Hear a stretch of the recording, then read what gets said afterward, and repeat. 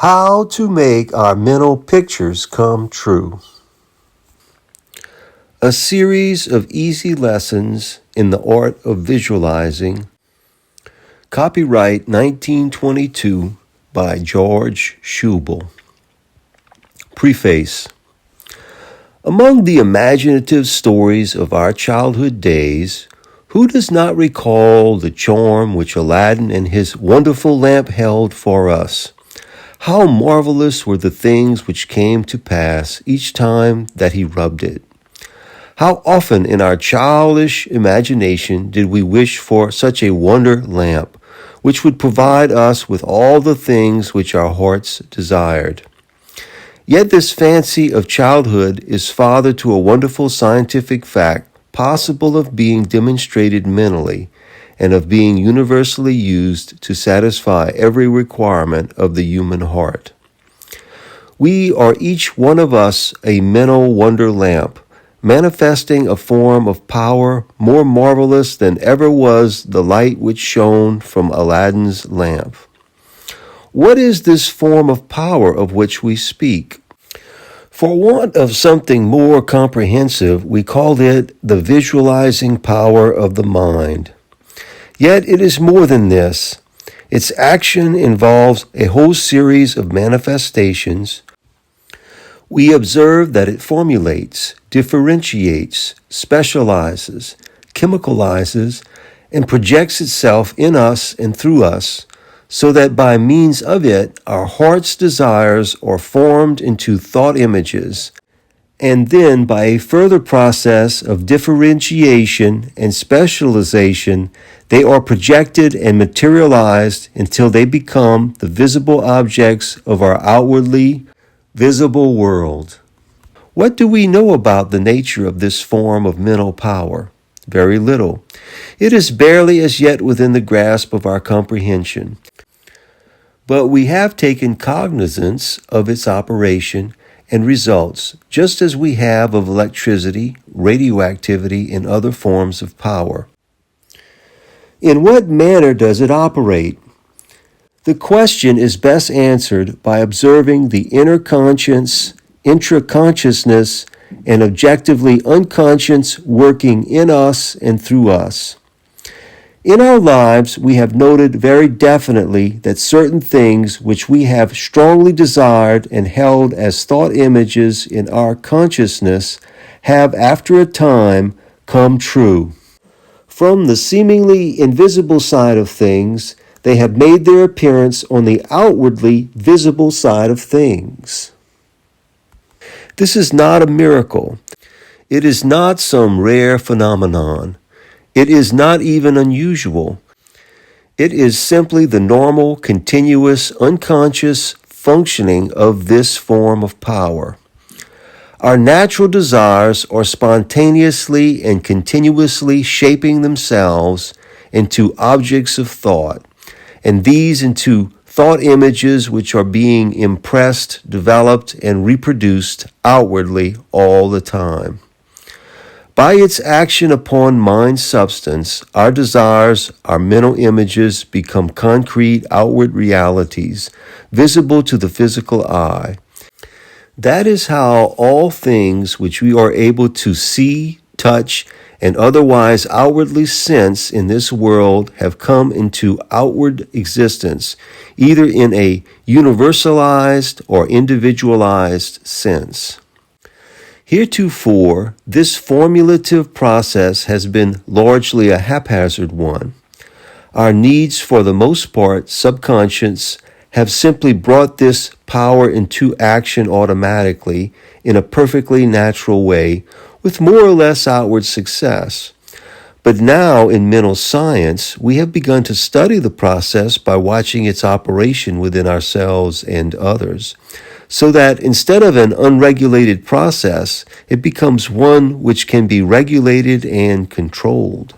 We have come to know the definite mental mechanical action which is set in motion and the definite chemicalization which takes place, that these can be placed on a basis where they can be intelligently and deliberately controlled, so that we are able first to select our desires, Secondly, to consciously shape these desires into objects of thought and to establish them as thought images in our consciousness.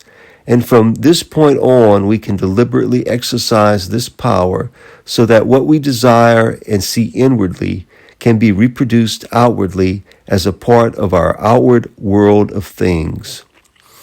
We are actually able to see inner things into outward existence. There is no doubt whatever that this supreme form of mental power, which we call visualizing, will be formulated finally into a definite and exact science to be used for all the legitimate purposes covered in this book and in a consecrated way. May the following pages serve as definite outposts leading to this end. The author. Introduction by Mrs. Genevieve Behrin. I find a definite joy in the fact that the first of George Schuebel's series of books on visualizing has been put into print form.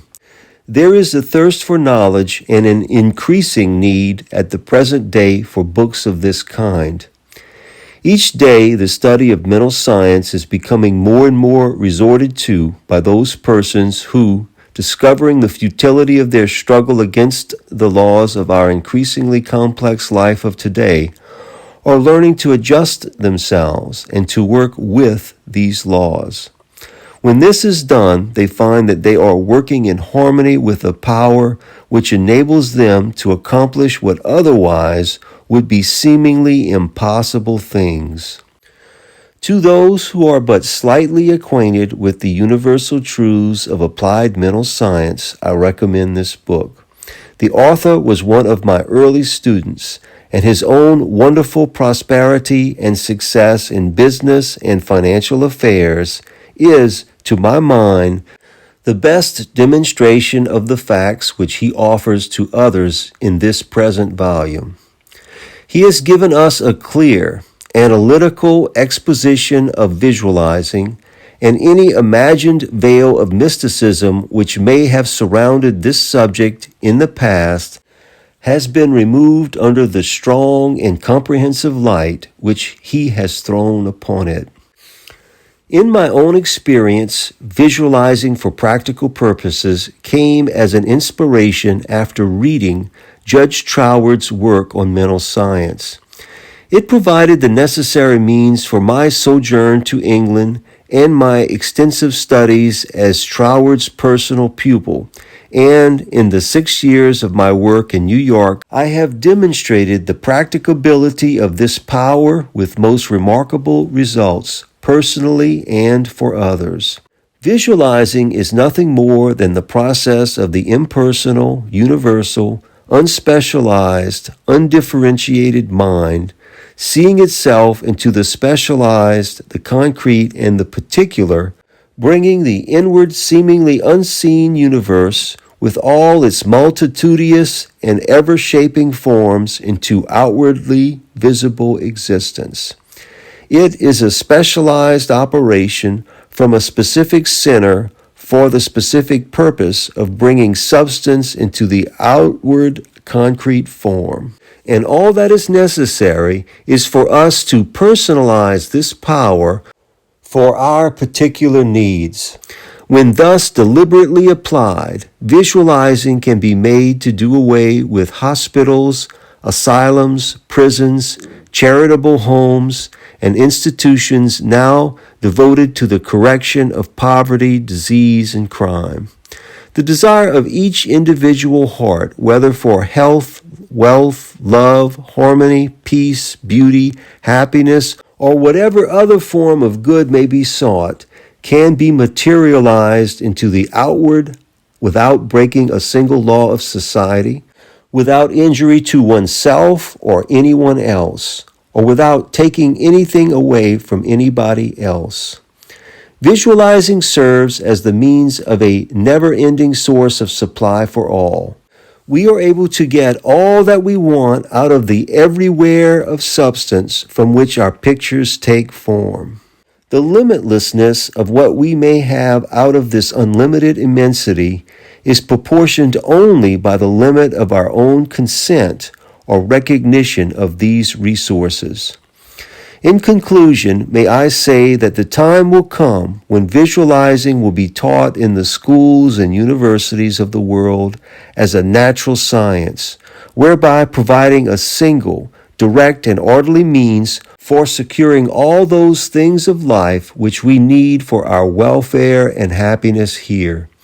It is the greatest effort and time saver that has so far come to the consciousness of man, because by means of it, depending upon our ability of application, we can see into the materialization of all those good things which we now obtain by such laborious mental and manual efforts.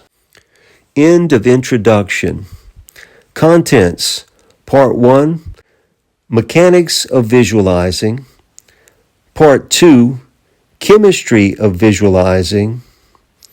Part 3. Technique of visualizing.